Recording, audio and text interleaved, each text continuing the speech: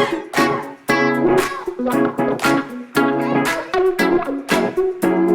Students, सो आज हम OCM के first chapter principles of management के बारे में डिस्कस करेंगे बोर्ड पॉइंट ऑफ व्यू से। ठीक है, तो ये चैप्टर आपके एग्जाम में आता है विद ऑप्शन 12 मार्क्स का, विदाउट ऑप्शन 7 मार्क्स का। ठीक है, तो इसके जितने भी इंपॉर्टेंट पॉइंट्स हैं हम एक एक करके डिस्कस करेंगे।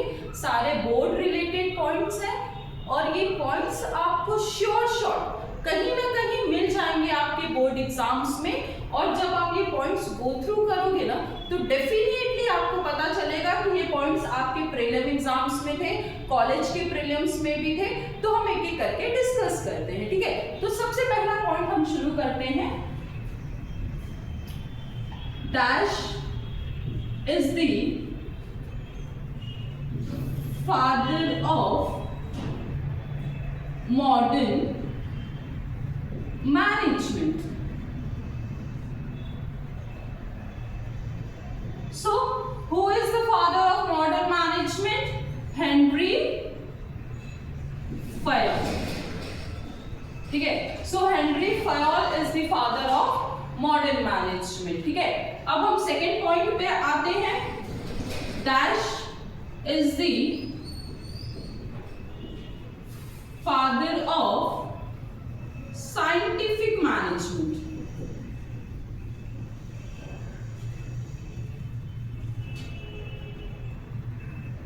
So who is the father of scientific management? F.W. Taylor. ठीक है, ये दोनों पॉइंट्स आप श्योर नोट कर लीजिए। ये डेफिनेटली आपको कहीं ना कहीं तो बोर्ड एग्जाम में मिलेंगे।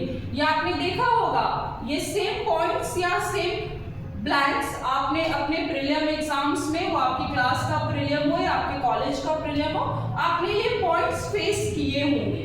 ठीक है, सो अगर ये पॉइंट्स ब्लैंक में आए तो गुड एंड वेल, और अगर इन केस ब्लैंक में नहीं आए तो ये पॉइंट्स डेफिनेटली आप जो लॉन्ग आंसर लिखोगे उसमें कवर हो जाएंगे। अब एक और इम्पॉर्टेंट ब्लैंक है जो इस चैप्टर से आता है और ये बोर्ड का रिपीटेड ब्लैंक है, तो हम ध्यान देते हैं।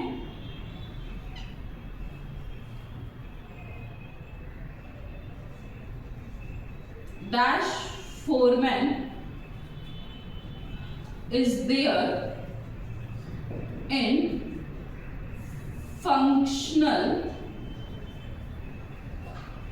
management.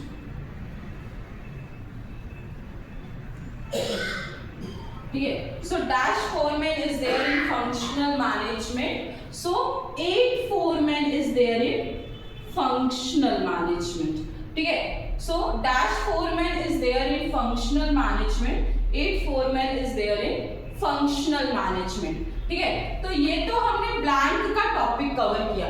ये तीनों ब्लैंक आप लोग बेटा श्योर याद रखिए, ये मिलेगा एग्जाम में, ये हमने कवर किया। अब हम आ जाते हैं लॉन्ग आंसर्स के ऊपर।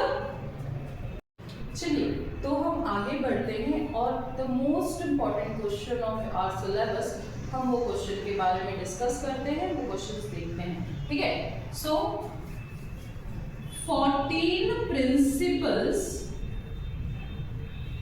Of management. ठीक है, 14 principle of management, and as I said कि ये most important question of our syllabus है। बहुत ज्यादा ब्राइट चांसेस है इसके एग्जाम में आने के। Bright chances in the sense में बोल सकती हूँ कि 99% चांसेस है इस क्वेश्चन के एग्जाम में आने के। ठीक है, तो हमारे पास है 14 principles of management. So among 14 principles of management in exam you have to write any 5 principles of management. ठीक है, सो टोटल हमारे पास 14 प्रिंसिपल्स ऑफ मैनेजमेंट है, लेकिन आपके एग्जाम में आएगा right any 5 principles of management. So among those 14 principles of management आप कोई भी 5 प्रिंसिपल्स ऑफ मैनेजमेंट एक्सप्लेन कीजिए। लेकिन एक चीज आप ध्यान रखिए, आप कोई भी आंसर लिखते हैं, एग्जाम में आपसे पूछा हो या नहीं पूछा हो, एग्जाम में आंसर लिखने का पैटर्न कैसे होना चाहिए जरा ध्यान दीजिए। देखिए वो 8 मार्क्स का क्वेश्चन हो या वो 5 मार्क्स का क्वेश्चन आपका शुरू होगा इंट्रोडक्शन से। इंट्रोडक्शन, ठीक है। सो वो आपका 8 मार्क्स का क्वेश्चन हो या आपका 5 मार्क्स का क्वेश्चन हो, आप क्वेश्चन को शुरू कीजिए इंट्रोडक्शन से। इंट्रोडक्शन के बाद डेफिनेशन, इंट्रोडक्शन के बाद आप डेफिनेशन कवर कीजिए, उसके बाद आप 1 बाय 1 पॉइंट्स को एक्सप्लेन करना शुरू कीजिए, ठीक है। अच्छा, ये जो हमारा सिस्टम है ये 4 मार्क्स वाला सिस्टम है, ठीक है। अगर आपको 4 मार्क्स में कोई क्वेश्चन आता है तो आप उसको इंट्रोडक्शन से शुरू कीजिए, उसके बाद आप डेफिनेशन लिखिए, उसके बाद आप एक एक करके सारे पॉइंट्स को एक्सप्लेन कीजिए, ठीक है। सो ये तो हो गई 4 मार्क्स वाले क्वेश्चन की बात। चलिए, तो जैसे मैंने आपको 4 मार्क्स के लिए आंसर हम कैसे लिखते हैं वो एक्सप्लेन किया, अब हम आते हैं 8 मार्क्स में आंसर कैसे लिखते हैं उसकी तरफ, ठीक है। तो 8 मार्क्स का आपका आंसर शुरू कैसे होगा, इंट्रोडक्शन से। सो 8 मार्क्स के आंसर में आप सबसे पहले इंट्रोडक्शन कवर करेंगे, इंट्रोडक्शन के बाद आप डेफिनेशन कवर करेंगे,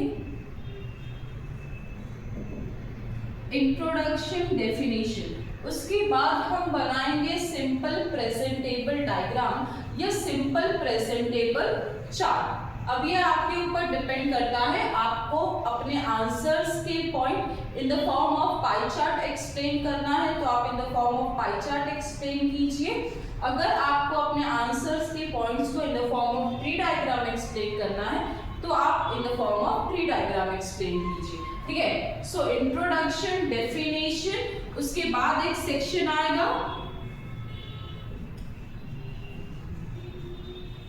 सिंपल प्रेजेंटेबल चार्ट, उसके बाद हम लिखेंगे एक सेक्शन आएगा हमारा सिंपल प्रेजेंटेबल चार्ट। अच्छा, समटाइम क्या होता है, टीचर्स ने बोला है तो बच्चे ऐसे लिख देते हैं वहां पर सिंपल प्रेजेंटेबल चार्ट, बट ये लिखना नहीं है।